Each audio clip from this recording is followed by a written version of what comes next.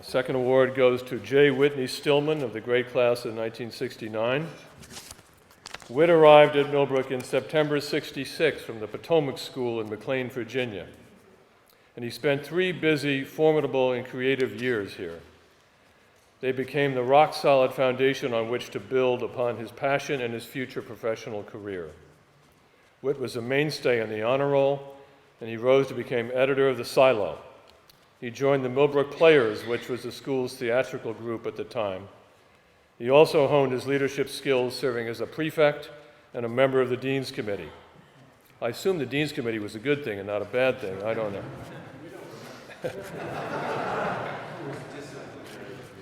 His love of movies may well have begun in the barn where he and his schoolmates gathered for the Saturday night movie on a weekly basis. Whit went on to Harvard University, where he wrote for the Harvard Crimson.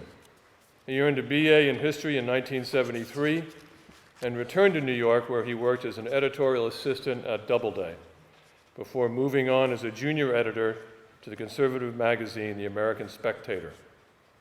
While on assignment in Spain in 1980, Whit was introduced to some film producers from Madrid, and he worked for the next few years as a sales agent. Passionately pursuing his dream of becoming a screenwriter-director, Whit had to become a fundraiser in order to finance his movies. From 1984 to 1988, Whit wrote the screenplay for Metropolitan. Perhaps Whit is best known for his 1990 film, Metropolitan. He financed that film by selling the insider rights to his New York City apartment, along with contributions from friends and relatives. Metropolitan earned him a nomination for the Academy Award for the Best Original Screenplay. As far as I know, there's only been one other Millbrook graduate who received an Academy Award nomination, and that was Nick Kazan, 63, for his adapted screenplay, Reversal of Fortune. Whit went on to direct 5 other films, including Barcelona, The Last Days of Disco, and he published a novel based on this film, Damsels in Distress, in 2011. The Cosmopolitans in 2014, and Love and Friendship in 2016. Whit, we hope that you will continue to make movies and that one day you might choose this bucolic setting as your next location. You once commented that filmmaking is a series of mistakes and disasters and trying to recover from them. Whit, you orchestrated those recoveries beautifully. On this weekend, when you're back here celebrating your 50th reunion, in recognition of your long and distinguished career, we are very proud and honored to present you with the Alumni Achievement Award in Filmmaking. Whit?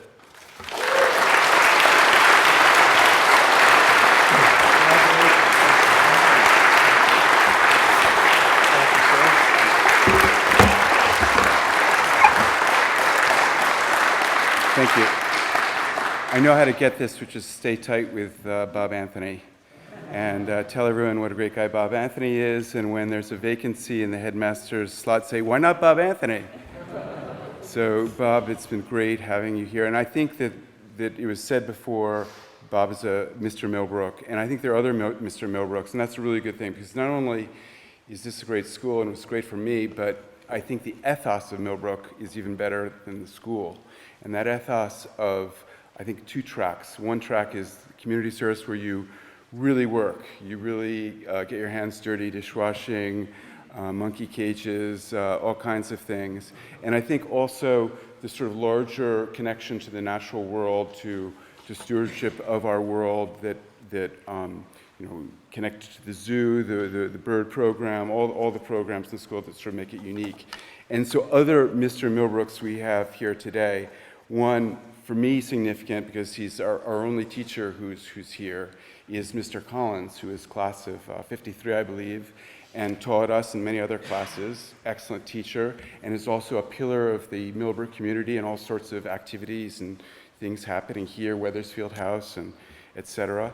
I think Tom Lovejoy also sort of epitomizes the sort of Millbrook spirit. You have to sort of go to the Amazon and rescue countries and work in Brazil and be tight with birds.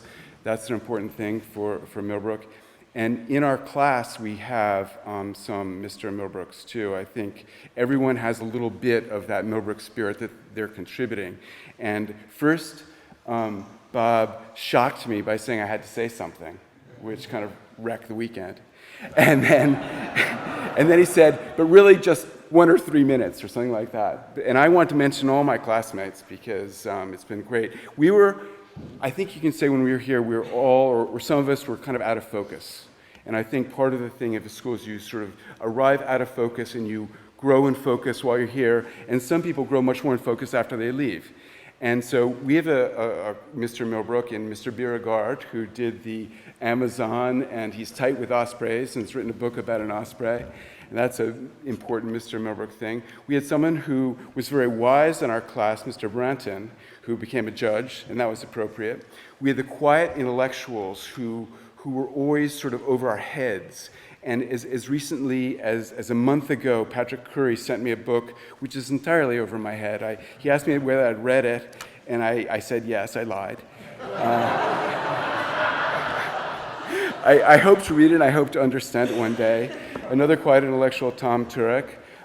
It's wonderful to see him because they were sort of the Europeans in spirit, even if Patrick came from Winnipeg. And Curtis Vreeland, who is always interesting about whatever he's talking about. He was always really interesting. Now he's really being interesting about chocolate. We have Messrs. Jacob, Maynard, and Sorrentino, who really are contributing to their communities, creating their environment, doing all that. Peter Duncan, who makes everyone around him joyful. He's just such a great, happy guy that everyone is pleased to be in his proximity. We have the brilliant Chris Kosher, who had the idea of going to San Francisco and working in Silicon Valley many, many years ago, which is a very good move. Our sort of otherworldly classmates who became pastors have already left. They were here, but they have to go, some of them have to go preach tomorrow, so Paul Merkel and Tim Bishop have left us. We had Mr. Rectitude, Hewitt Rose, who has had a whole career of rectitude. And now who am I? Oh, yes, and we have someone who did the most courageous thing in the last election. He ran in a primary for his party very competitively, won his party's primary, and though he lost by very few votes, he changed his opponent's voting record. So he turned his opponent into his idealistic direction by coming that close. Tom Zara, who is Mr. Popularity then and now, a lot of joy there. And I'm saving the best Mr. Millbrook for last, which is Norman Bird, who